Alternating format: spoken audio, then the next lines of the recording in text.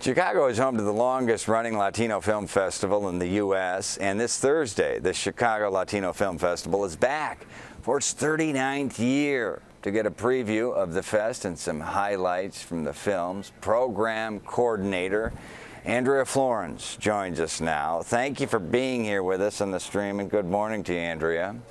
Good morning. Thank you so much for having me. Yeah, so this is the first time it's in person since the pandemic, which is really a game changer. There's the sense of community, et cetera. After the last three years, kind of digital only, what can people expect this year? Well, they can expect, firstly, big parties. Our opening and closing night party is going to be, not only are we showing films, but we also have a gala with drinks and food. It's going to be awesome. And just like the event is going to be like 10 times bigger than like ever before, I think. And we're going to have so many guests, so many filmmakers. It's going to be a huge production, and we have so many amazing films. So I invite you all to come and see for yourselves. Yeah, I can't wait. I love a big party and hopefully some Puerto Rican food. As a programming coordinator, what is this year's overarching theme? Is there a trend interwoven, or will you have an eclectic, a wide variety of films?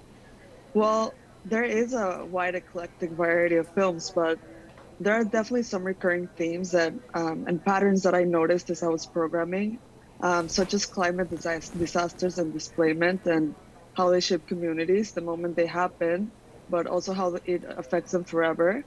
The most prominent trend this year, though, is films made by women.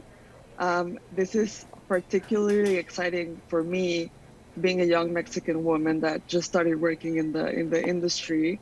It is very inspiring to see women taking over the Latin American film scene. The program is filled with films made by women, including the opening and closing night. And the most beautiful thing is that it wasn't even planned. I wasn't really planning it. It just happened naturally. So I'm very excited about that. That's great. Organic and groundbreaking all at once. So we asked you to pick a few films you wanted to highlight. Let's start with the Colombian film called Amale. Right. Amale is a co-production between Colombia and France. It's a film made by Fabian Hernandez, and it's a film about a young man who has to navigate his experience of masculinity and its role in helping him survive the violent situation his neighborhood is experiencing. It is an investigation of masculinity and machismo. It is not only about Bogota, but Latin America and how violence exploits young men into tapping inside themselves to dig out the most exaggerated version of a man. This film feels as a sort of rebellion against this and looks for a way to explore a rebellious attitude against hardcore masculinity. It is not only raw and brutal, but sensitive and intimate. And it's one not to miss, for sure. Yeah, and that's kind of overarching, that is transcendent of just obviously Bogota, you know, machismo, so on and so forth. So I'm sure a lot of these films will speak to anybody. Let's talk about another Colombian film, La Jauría. Yeah. La Jauría is a film by Andrés Ramírez Pulido, and it tells the story of another young man, Eliu, who commits murder with his friend Mono, and is placed in an experimental rehabilitation institution for juveniles in the deep forest of Colombia. While there, him and the rest of the group do harsh manual labor and go through psychologically intense group therapy. When Mono is also interned at the same camp, he brings with him the past. It is a story of violence and survival that unfolds in a beautiful, dreamlike manner.